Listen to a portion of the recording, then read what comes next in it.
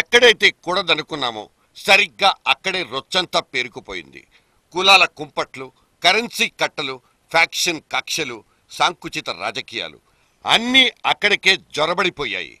రచ్చబండ నుంచి రాజధాని దాకా రాజకీయ పార్టీలన్నింటికీ ఎందుకో తెలీదు ఒకటే దడ పుట్టేస్తోంది. గుడ్డెల్ని గుప్పిట పట్టుకుని టన్నుల కొద్దీ టెన్షన్తో అవన్నీ చచ్చేపోతున్నాయి.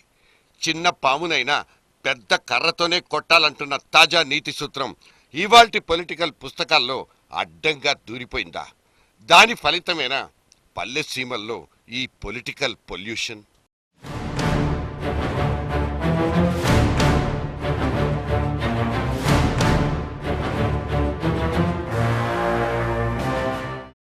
ఇదైతే నిజంగా నిజం.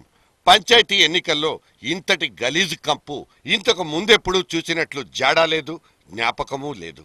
3,80,00,000 మంది ఓటర్లు పాలు పంచుకుంటున్న ఇవాల్టి ఎలక్టరల్ ఫైటింగ్ సీన్లు సైజు పరంగా కీలకమే అనుకుందాం. కాకపోతే పల్లె సీమల్ని పల్లె సీమల్లాగే ఉంచకుండా వాటి మీదకి సైతం తాచు పాముల్ని వదిలి భయపెట్టైనా సరే గెలిచిపోవాలనుకునే రాజకీయ పోళ్ల రంకుతనాన్నే ఇక్కడ నిగ్గదీయబోయేది.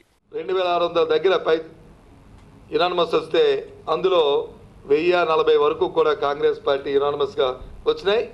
ఇంకా 415 ఇండిపెండెంట్గా ఉంటే అందులో కూడా మరి సుమారు సగ భాగం కాంగ్రెస్ పార్టీ సానుభూతి పరులే అని మరి చెప్పడంలో అది అతిశయోక్తి లేదు. ఇది వాస్తవమైన విషయాన్ని చెప్తూ మీకు అందరికి కూడా ఈ పేపర్ని కూడా మీ అందరికీ కూడా ఈ లెక్కలని కూడా ఇస్తున్నాం. ఏకగ్రీవాల్లో మేమే టాప్ అంటూ డబ్బా కొట్టేసుకుంటున్న అధికార పార్టీ ఒక్కటే కాదు, రాష్ట్రంలోని మిగతా ఏ గ్రేడ్ పొలిటికల్ గ్రూపులన్నింటికీ ఇవాల్టి పంచాయతీ ఎన్నికలు ప్రీ పబ్లిక్ పరీక్షల్లాంటివి. ఇక్కడ వీలైనన్ని ఎక్కువ జెండాలు పాతేసుకుని రాజధానుల్లో జబ్బలు చర్చేసుకోవాలి. అన్ని ప్రధాన పార్టీలకి ఇదొక్కటే ఎజెండా. అందుకే అక్కడ ఊరికో ప్లాను, పంచాయతీకో పన్నాగం.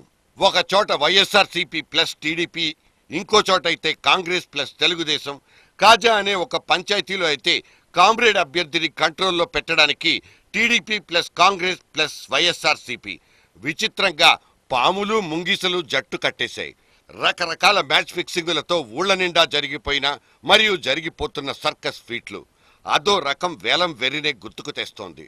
మొత్తంగా అక్కడ గ్రామీణ వాతావరణమే లేదు, పచ్చిక బయళ్ల మీద పేకాట దృశ్యాలు తప్ప.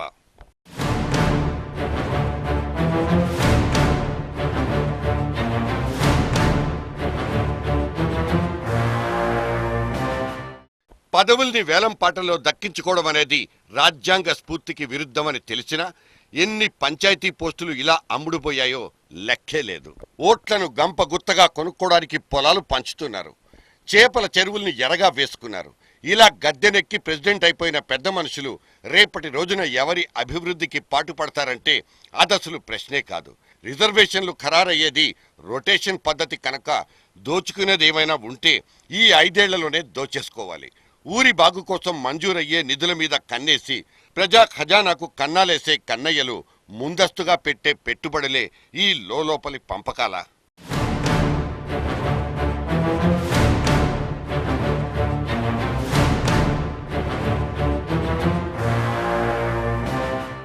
కొన్ని చోట్లయితే నామినేషన్లేసింది లోకల్ లీడర్లే. వాళ్ల కోసం ఖర్చయ్యే పైసలు మాత్రం పక్కా నాన్ లోకల్. జిల్లా కేంద్రాలే కాదు, డైరెక్ట్గా రాజధాని నుంచే ఊడిపడుతున్న బండిల్స్ కొద్దీ పెద్ద నోట్ల కట్టలు ఊరి ఓటర్ల ఒళ్ళో వాలిపోతున్నాయి. ఆడాళ్లకు చీరలు, ముక్కు పుడకలు, చెవిపోగులు.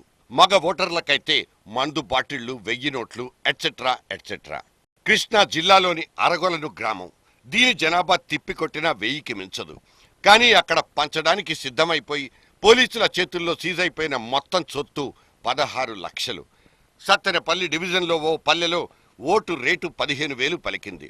అక్కడున్న ఒకానొక క్యాండిడేట్ ఓటర్ల దగ్గర ప్రామిసరీ నోటు రాయించుకుని మరీ మాట తీసుకున్నట్లు మన దగ్గర సమాచారం ఉంది. అంటే అక్కడున్న 500 వగైరా ఓట్లకు గాను ఖర్చైన మొత్తం సొత్తు దాదాపు 75 లక్షలు. ఎలక్షన్ కోడ్ కాదు కదా, ఎన్ని కొరడాలున్నా అక్కడ బేఖాతరే. ఇంతకు ఇవి పంచాయతీ ఎన్నికలా లేక పార్లమెంట్ ఎన్నికలా?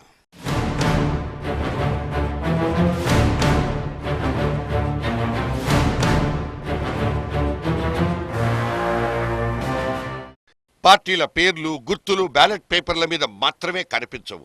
బయట క్యాన్వాసింగ్ సీన్ల నిండా ఆ రంగు హంగు ఆర్భాటం అంతా రాజకీయ పొళ్లదే. 2014 సార్వత్రిక ఎన్నికలకు సరిగ్గా 7-8 నెలల ముందే ఊడిపడిపోయిన ఈ పంచాయతీ ఎన్నిక సహజంగానే ప్రాంతీయ జాతీయ పార్టీలన్నిటికీ ఒకానొక లిట్మస్ పరీక్ష లాంటిది. 100-150కి మించని కుటుంబాలు వాళ్ల బాగోగుల కోసం మాత్రమే జరిగిపోయే ఈ చిన్న చితక పంచాయతీ ఎన్నికలు రాష్ట్ర రాజకీయ ముఖ చిత్రాన్ని శాసించేస్తాయంటూ విపరీతమైన విశ్లేషణలు, చర్చాగోష్ఠులు ఇంకోవైపు. ఇక్కడ ఫలానా పార్టీ ఖాతాలో 25 పంచాయతీలు ఎక్కువగా పడినంత మాత్రాన తెలంగాణ వాదం గెలిచినట్లు, లేకపోతే రాజన్న జ్ఞాపకాలు బతికే ఉన్నట్లు ఎవరికి వాళ్లు సొంత లెక్కలేసుకుంటుంటే సదరు మేనరిజానికి ఏమని పేరు పెట్టుకుందాం?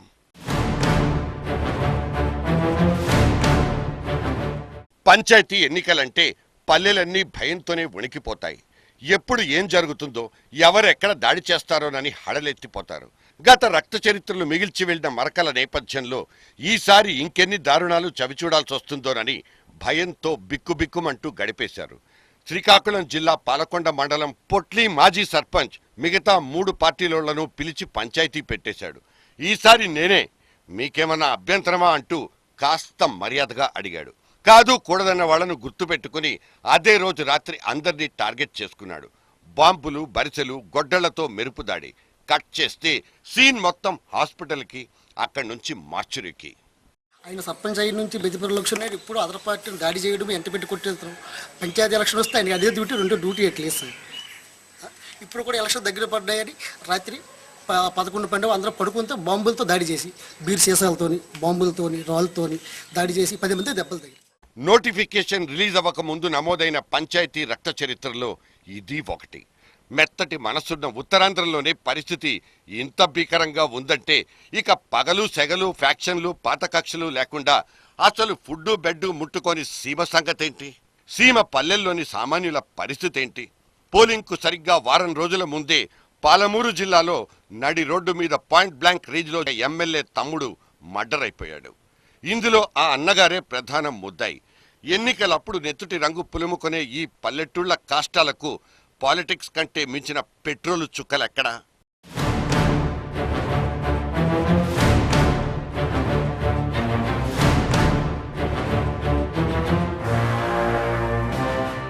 కానీ పల్లెటూరి ఓటరు ఎక్కడ ఫ్లాట్ అయిపోతాడన్న లెక్క కూడా ఒకటుంది.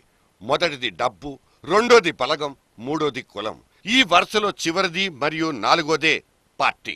ఇన్ని ఆటుపోట్లకు ఎదురిదితేనే ఆఖరికి దక్కేదేంటి? కష్టే ఫలే అనే బండ సూత్రం ఇక్కడ అతికినట్లు సరిపోతుంది. 5 ఏళ్ల నిడివిలో అధమ పక్షం 3 కోట్లైనా మిగుల్చుకోవచ్చన్నది ఇవాల్టి సర్పంచ్ కుర్చీ మీదున్న అంచనా. కానీ 4-5 గల్లీలు, ఒక చెరువుగట్టు, 2-3 మట్టి రోడ్లుండే ఆ ఊరిలో అంతటి కలెక్షన్కు ఛాన్స్ ఉందా అన్నది ఇంకో అనుమానం. మన ఊరి సర్పంచ్ కాలం కలిసొస్తే, అదృష్ట దేవతొచ్చి కావలించుకుంటే ఒక్కోసారి చీఫ్ మినిస్టర్ అయినా అవుతాడు. అతన్ని గెలిపించిన మన ఊరు మాత్రం మన ఊరిలాగానే ఉండిపోతుంది. 1960 నుంచి 8 సార్లు జరిగిపోయిన పంచాయతీ ఎన్నికలు రుజువుపరిచిన నిఖార్సైన నిజం ఇది. పల్లెటూరు ఎప్పటికీ పల్లెటూరే.